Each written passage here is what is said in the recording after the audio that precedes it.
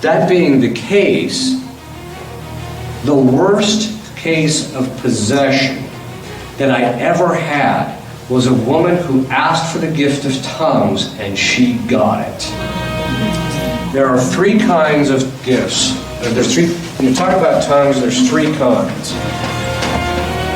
The first is for instance, if you're talking about tongues, there's three kinds. First is the authentic.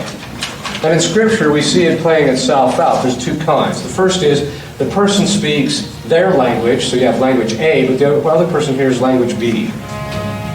So when Peter got up there and started preaching, everybody from all over the place had heard their own language. The second is that God infuses in you the knowledge of the language, so you actually know what you're saying. To keep that in mind. So you speak to the language that's infused in you, and the person hears that language.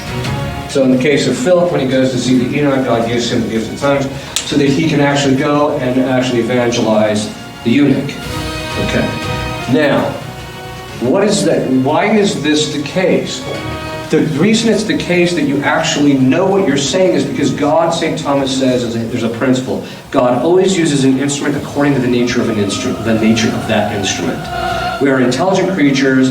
God doesn't use us in a way when we're supposed to be doing something volitional or voluntary or speech or things like that sort. He doesn't use us unless we know what we're doing. He infuses the knowledge in it, and then from there we can actually know what we're doing. That knowledge of knowing what you're doing is how you distinguish it from the diabolic form.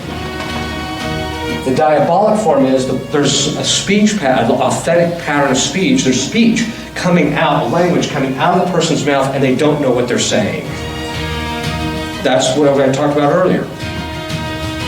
Then there were some human studies where they did some studies where they found out there's a human form.